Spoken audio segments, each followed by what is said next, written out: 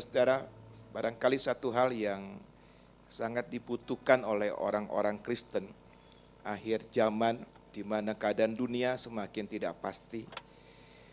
Apalagi saya yang tinggal di Jakarta merasakan itu.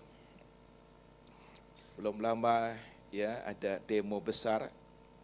Ya, tetap saja namanya manusia ada kekhawatiran. Apakah ini akan berujung dengan keributan dan sebagainya. Dan situasi dunia pun bukan hanya Indonesia, banyak yang tidak pasti. Kalau kita lihat Amerika pun sebentar lagi akan mengalami pergantian presiden. Dan cukup banyak yang mengkhawatirkan karena secara watak presiden yang baru ini keras. Dan ya dia juga nggak terlalu bersahabat dengan dunia barat dan juga saudara sepupu kita. Oleh karena itu bisa aja menimbulkan sesuatu yang membahayakan. Nah, oleh sebab itu yang rasanya kita butuhkan hari-hari ini juga kita butuh damai sejahteranya Tuhan. Amin. Saya mau berbicara tentang damai sejahteranya Tuhan. Sebelum nanti kita akan berdoa, kita biar diurapi oleh Roh Kudus pada malam ini. Amin. Mari kita akan lihat seperti apa damai sejahteranya Tuhan. Yohanes pasal 14 ayat 27. Yohanes 14 ayat yang ke-27 katakan demikian. Mari kita baca sama-sama. Ini perkataan Tuhan. Kita baca bersama-sama. 2, 3. Damai sejahtera ku tinggalkan bagimu, damai sejahtera ku berikan kepadamu. Dan apa yang kuberikan tidak seperti yang diberikan oleh dunia kepadamu. Janganlah gelisah dan gentar hatimu. Katakan amin. Dari sini kita belajar bahwa ternyata damai sejahteranya yang Tuhan berikan itu berbeda dengan yang dunia berikan. Berarti tidak sama. Dunia bisa berikan damai sejahtera, tetapi fragile. Sangat tergantung dengan keadaan. Itu yang diberikan oleh dunia. Orang dunia bukan tidak bisa merasakan damai sejahtera, bisa. Tetapi mudah sekali berubah-ubah. Tetapi Tuhan berkata, damai sejahtera kuberikan kepadamu. Nah, yang menarik saudaraku kalau kita melihat peristiwanya, baru kita bisa lebih menyelami damai sejahtera Tuhan itu seperti apa. Ini Injil Yohanes pasal 14. Kalau Bapak Ibu memperhatikan Injil Yohanes mulai dari pasal 13 ya. 13, 14, 15, 16, 17. Berarti 5 pasal ya. 13, 14, 15, 16, 17. Itu 5 pasal. Itu terjadi saudaraku satu hari sebelum Tuhan Yesus mati di kayu salib. Setelah itu Tuhan Yesus keluar bersama murid-muridnya, melewati lembah Kidron, lalu sampailah mereka ke Taman Getsemani. Setelah itu kita tahu ceritanya dia bergumul di situ bukan? Lalu besoknya dia mati di kayu salib, dia menebus dosa-dosa kita. Yang perlu kita renungkan adalah saudaraku, satu hari sebelum dia disalib, dia sesungguhnya sudah tahu bahwa besok dia akan disalib. Bahkan dia sudah lama tahu bahwa dia akan mati di kayu salib. Hukuman salib itu hukuman yang paling mengerikan. Sebenarnya orang Yahudi nggak pernah punya kebiasaan menghukum orang dengan salib. Orang Yahudi menghukum seseorang biasanya yang paling lazim adalah merajam, melempar dengan batu. Orang Romawi pun saudaraku tidak menyalibkan orang Romawi. Jadi kalau warga negara Romawi tidak disalibkan, tetapi umumnya dipenggal atau dipancung, saudara. Nah, jadi hukuman salib itu adalah hukuman yang diberikan oleh warga non-Romawi untuk penjahat-penjahat yang katakanlah sangat jahat. Dan bagi orang Yahudi lebih dahsyat lagi, saudaraku. Karena mereka punya, ya katakanlah satu tradisi yang mengatakan bahwa kalau orang ada di kayu salib itu, tergantung di kayu salib, orang itu terkutuk. Hukuman salib itu paling menyeramkan. Kalau orang dipancung, habis dipancung beres, saudaraku, ya dia langsung meninggal, bukan? Tapi kalau penyaliban enggak seperti itu, tersiksa sekali, menderita luar biasa. Sebelum akhirnya orang itu mati. Nah, Yesus, saudaraku, sudah tahu persis bahwa besok dia akan mati di kayu salib. Satu hari sebelumnya dia kumpul sama murid-muridnya. Itu malam terakhir. Dan yang luar biasanya di antara ayat-ayat yang kita baca ada ayat ini. Sebab Yohanes 14 itu ada di dalam Yohanes 13 sampai 17 tadi. Saya bisa merenungkan, saudaraku, betapa dahsyatnya ayat ini. Siapa yang mengatakan ini adalah Tuhan Yesus yang besoknya dia akan mati di kayu salib. Kira-kira apa yang menjadi pemikiran kita kalau ada seseorang yang besoknya mau mati di kayu salib? Barangkali menurut saya dia stres. Betul ya? Dia sudah membayangkan bahwa besok dia akan menderita luar biasa. Gelisah, takut, barangkali nggak bisa tidur. Hukuman mati di ambang pintu. Tapi kalau saya baca ayat ini justru terbalik. Apa yang Yesus rasakan? Damai. Amin. Satu hari sebelum disalib, dia masih bisa damai. Bukan hanya dia masih bisa damai, dia memberikan damainya itu kepada murid-muridnya. Kalau kita lihat ayat ini, saudaraku, Tuhan berkata, damai sejahteraku ku berikan kepadamu. Berarti orang yang mau disalib itulah yang memberikan damai kepada murid-muridnya. Katakan amin. Bukankah ini damai yang luar biasa? Dan saya mau beritahu bahwa Tuhan memberikan damai ini bukan hanya kepada murid-muridnya. Tapi Tuhan memberikan damai ini kepada kita semua. Sama, saudaraku, kualitasnya sama. Oleh sebab itu, saudaraku, mari kita meraih damai sejahtera ini. Damai sejahtera ku berikan kepadamu tidak seperti yang dunia berikan. Nah, pada waktu kita menerima Yesus sebagai Tuhan dan Juru Selamat, sebenarnya damai itu sudah ada. Amin. Sebab dikatakan waktu kita lahir baru, kita diperdamaikan dengan Allah. Jadi sudah ada damai ini. Tapi seringkali, saudaraku, kesulitan dunia, banyak godaan, banyak masalah, banyak persoalan yang kita hadapi, menggerus itu. Membuat akhirnya, saudaraku, damai sejahtera yang sebenarnya harusnya kita rasakan, mulai berkurang. Bahkan tidak sedikit orang Kristen, saudaraku, yang merasa sudah kehilangan damai itu. Oleh sebab itu, malam ini kita mau melihat apa yang firman Tuhan katakan, bagaimana supaya damai itu tetap ada. Karena kita butuh. Supaya kita bisa melewati hari demi hari kehidupan ini berkemenangan. Amin. Yang pertama, bagaimana caranya supaya damai sejahtera itu tetap ada. Bahkan kita berdoa, saudaraku, supaya itu bukan makin berkurang, tapi makin bertambah-tambah. Amin. Ketika Bapak Ibu menghadapi persoalan, orang-orang lain mungkin sudah panik, orang-orang lain mungkin sudah nggak tahu mau berbuat apa, tetapi puji Tuhan, Bapak Ibu tetap tenang karena punya damainya Tuhan. Yang pertama, mari kita akan lihat, saudara-saudaraku, di dalam Filipi 4 ayat 6 dan 7. Filipi pasal 4 ayat 6 dan 7. Kita baca ya sama-sama ayat ini, 2, 3. Janganlah hendaknya kamu khawatir tentang apapun juga, tapi nyatakanlah dalam segala hal keinginanmu kepada Allah dalam doa dan permohonan dengan ucapan syukur. Ayat 7.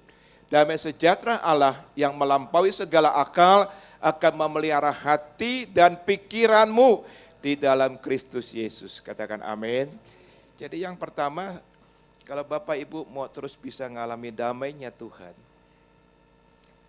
maka Rasul Paulus menasehati kita. Ayat 7 dikatakan, ayat 6 tadi dikatakan bahwa jangan pernah kita berhenti berdoa. Amin. Jangan pernah kita berhenti berdoa. Doa seperti apa yang bisa menghasilkan damai? Sebab ayat 6 dengan ayat 7 ini berkelanjutan. Ayat 6 ini sesuatu yang kita lakukan. Ayat 7 adalah hasilnya. Hasilnya adalah damai. Ternyata Rasul Paulus, saudaraku, mengatakan sebelum ayat 7, sebelum ada hasilnya yaitu damai sejahtera, kita diajar di ayat 6 untuk berdoa. Tapi doa seperti apa? Jangan hanya memohon. Bukankah kita memang sering doa memohon dan itu tidak salah. Tuhan ingin kita memohon sesuatu. Amin. Tuhan berkata mintalah. Ya, jadi Tuhan setuju dengan kita kalau kita minta sesuatu. Tetapi yang mendatangkan damai tidak hanya sekedar memohon, tetapi harus dimasuki juga dengan ucapan syukur. Amin. Jadi ketika kita berdoa, mungkin saudaraku sedang mohon apa? Sedang minta sesuatu, tapi ditutup dengan ucapan syukur. Katakan amin. Ucapan syukur, salah satu definisi ucapan syukur adalah kita berdoa dengan diakhiri begini. Jadilah kehendakmu Tuhan, jangan jadi kehendakku. Kita minta banyak hal, tapi kita bilang sama Tuhan, biarlah jadi kehendakmu, jangan jadi kehendakku. Itu yang akan mendatangkan damai sejahtera. Sebab hidup yang paling damai adalah hidup di dalam kehendak Tuhan. Begitu Bapak Ibu keluar dari kehendak Tuhan, maka damai itu bisa hilang. Saya ambil contoh Yunus. Kalau dia ikut kehendak Tuhan, saya percaya pelayanannya diberkati dan hidupnya damai. Amin. Tetapi suatu saat dia keluar dari kehendak Tuhan. Tuhan katakan pergi ke Niniwe, dia nggak mau, saudaraku. Dia keluar dari kehendak Tuhan. Dan terpaksalah menginap di mana itu, saudaraku? Ya, di perut ikan. Saya rasa di situ dia nggak ada damai. Jadi kalau orang di luar kehendak Tuhan, pasti tidak ada damai. Tapi kalau orang di dalam kehendak Tuhan, pasti dia akan merasakan damai. Kita banyak permintaan, tapi mari kita tutup doa kita dengan ucapan syukur dan berkata, Tuhan tetapi biarlah jadi kehendak-Mu, jangan jadi kehendak-Ku. Amin. Kita punya permintaan, tetapi saya percaya Tuhan akan kasih kepada kita jauh lebih baik bahkan dari permintaan kita.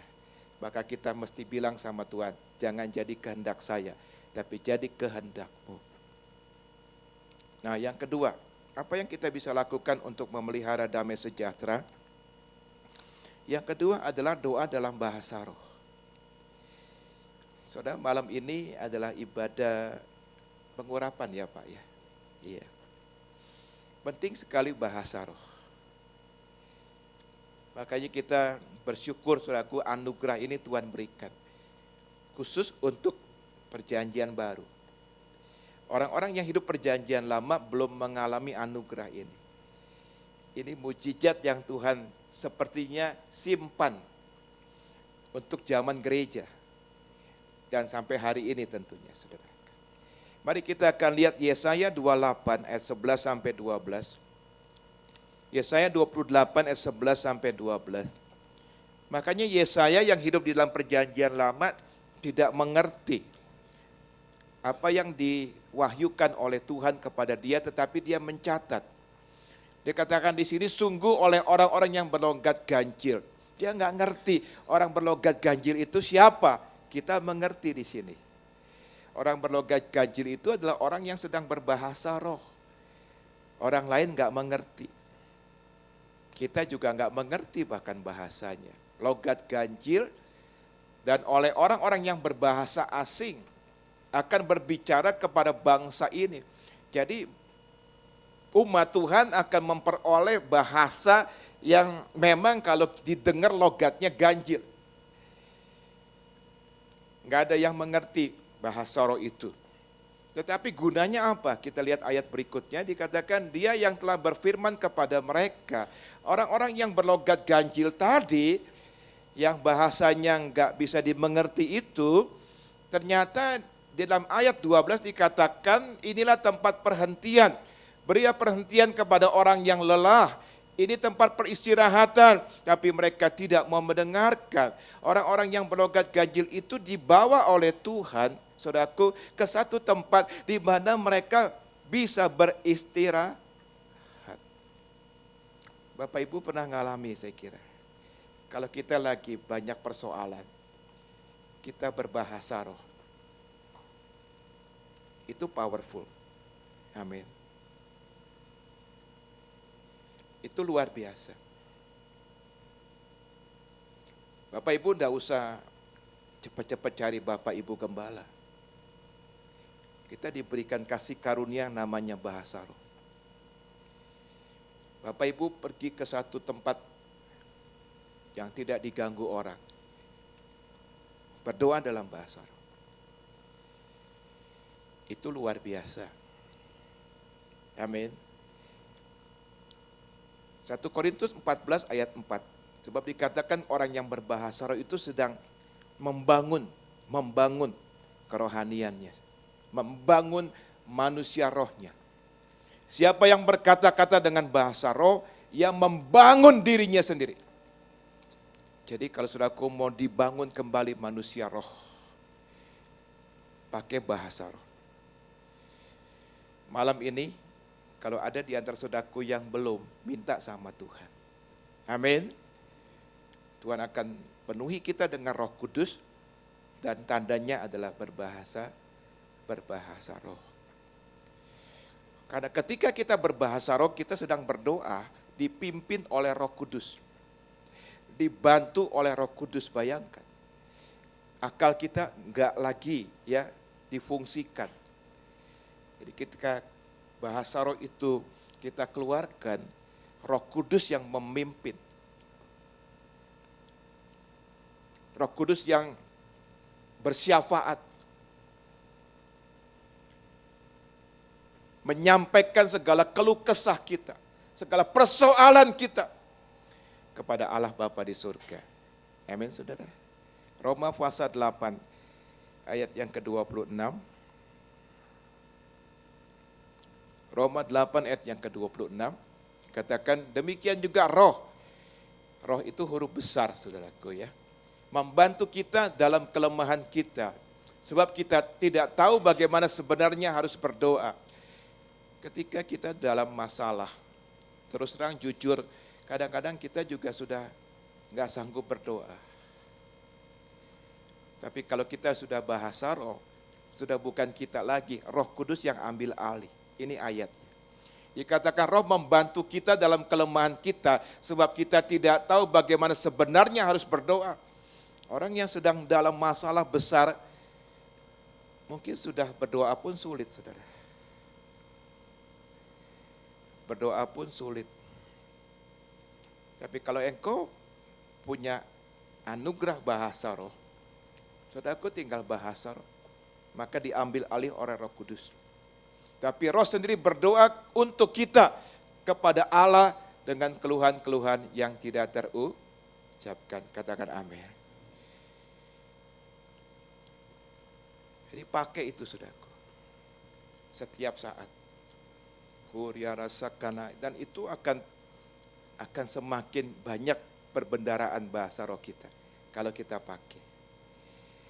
Kita mesti membedakan. Pertama kali kita dipenuhi Roh Kudus, itu namanya kita dibaptis Roh Kudus. Tapi setelah itu Rasul Paulus menasihati kita, hendaklah setiap saat kita penuh dengan Roh Kudus. Artinya harus terus. Amin. Bahkan perbendaharaan bahasa roh kita itu akan terus meningkat. Dan tidak mustahil, saudaraku, kalau kita terus ya melatih ini, kadang-kadang bisa terjadi kita mengeluarkan bahasa roh yang sebenarnya orang dunia mengerti. Papa rohani saya almarhum sering berbahasa roh dengan bahasa Rusia. Padahal dia nggak ngerti bahasa Rusia. Tapi ada orang yang mendengar dia berbahasa roh mengatakan bahwa pastor tadi lagi berdoa, tapi mengucapkan bahasa Rusia. Itu bisa terjadi. Jadi itu berkembang luar biasa, ya. Dan salah satu fungsi bahasa roh adalah itu membawa kita kepada kedamaian. Saudaraku, exercise, coba itu. Jadi ketika kita dalam masalah besar, ya kita berdoa. Dan kemudian gunakan bahasa roh itu untuk menyembah. Amin. Kita menyembah dalam roh dan kebenaran. Dan itu luar biasa, saudaraku. Itu akan mendatangkan damai. Begitu saudaraku, misalkan katakanlah 1 jam, enggak berasa 1 jam. Kalau kita berdoa dengan bahasa akal, itu sulit biasanya, karena kita berpikir. Tapi kalau kita berbahasa roh, kita enggak berpikir lagi, itu keluar dengan sendirinya. Amin saudara. Ya 1 jam itu enggak berasa, tetapi itu begitu powerful saudaraku, ketika selesai 1 jam, kita akan merasakan ada beda yang luar biasa.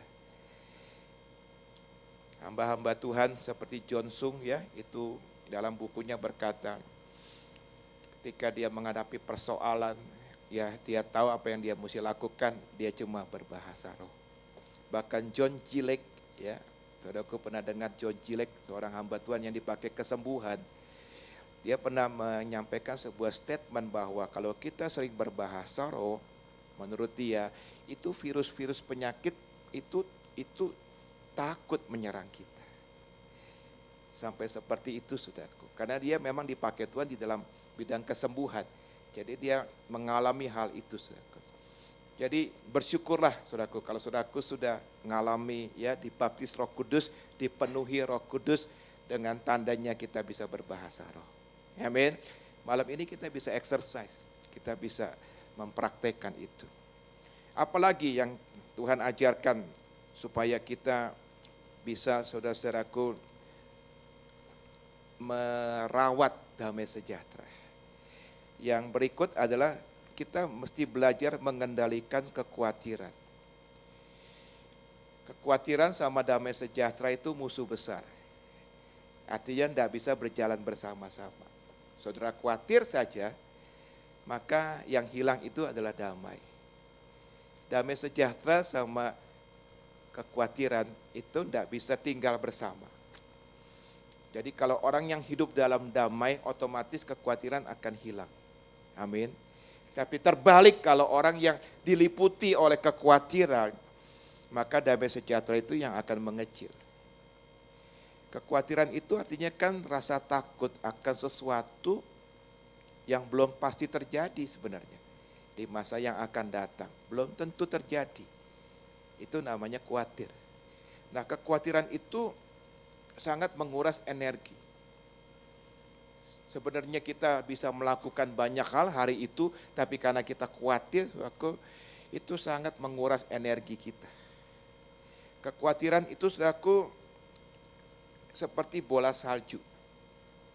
Artinya begini, kalau saudaraku membiasakan diri untuk gampang khawatir, sedikit ada persoalan khawatir, itu seperti snowball. Artinya akan, kalau bola salju dari atas bukit diturunkan ke bawah, dilempar, itu akan makin apa? Makin besar, ya. Jadi akan makin besar itu efeknya. Dan lama-lama kita akan diikat oleh kekhawatiran.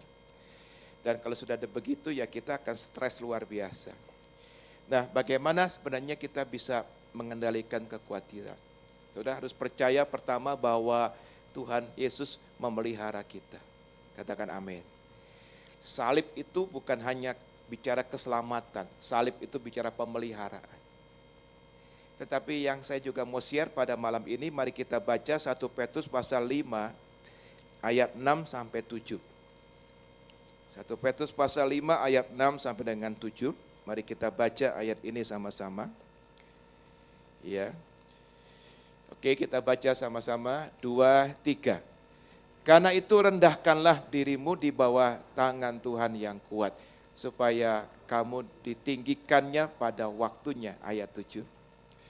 Serahkanlah segala kekhawatiranmu kepadanya, sebab ia yang memelihara kamu. Mulai dari ayat 6, Petrus dengan hikmat Tuhan mengatakan bahwa rendahkan dirimu di bawah tangan Tuhan yang kuat. Mulai dari ayat 6. Artinya hanya orang yang rendah hati yang bisa menyerahkan kekhawatiran. Biasanya orang sombong ingin pakai kekuatannya sendiri. Tapi kalau orang rendah hati, dia sangat bergantung kepada Tuhan. Amin. Jadi mulai dengan kerendahan hati, mau nggak saudaraku? Kita menyerahkan persoalan kita kepada Tuhan. Ada orang saudaraku enggak mau. Dia merasa dia bisa mengatasi persoalan dia. Jadi yang pertama butuh kerendahan hati. Butuh kerelaan. Kita bisa menyerahkan persoalan kita kepada Tuhan. Baru kemudian ayat 7. Ayat 7 dikatakan tadi, serahkanlah segala, ini perintah Tuhan. Kalau ada khawatir, Bapak Ibu hari ini datang dengan khawatir, serahkan, itu perintah. Serahkan kepadanya sebab ia yang memelihara kamu. Kalau saya lempar gelas aqua ini, misalkan kepada Bapak Gembala, kalau saya lempar, ada kemungkinan gelas ini bisa sampai, tapi bisa juga nggak sampai. Bisa. Sebab antara saya dengan Bapak Gembala ada jarak. Bisa nggak sampai. Kalau saya kurang energi saya, kekuatan saya, mungkin di tengah jatuhnya. Ya. Saya bersyukur Alkitab mengatakan tidak melemparkan kekhawatiran.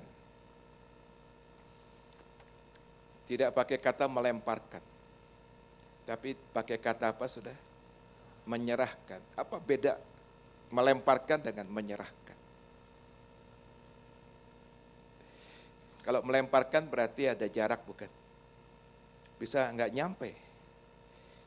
Berarti bisa aja persoalan kita nggak sampai kepada Tuhan. Tapi kalau menyerahkan, itu berarti antara orang yang menyerahkan dengan yang menerima itu sangat dekat. Amin. Kalau menyerahkan berarti saya punya jarak sama Bapak Gembala itu dekat. Sehingga saya bisa menyerahkan ini kepada beliau. Mungkin tanpa energi pun saya bisa. Artinya cuma tinggal dikasih. Tuhan menjamin sampai seperti itu. Dan itu kita mesti syukuri. Tuhan nggak bilang lemparkan. Kalau lemparkan bisa nggak sampai persoalan kita kepada Tuhan.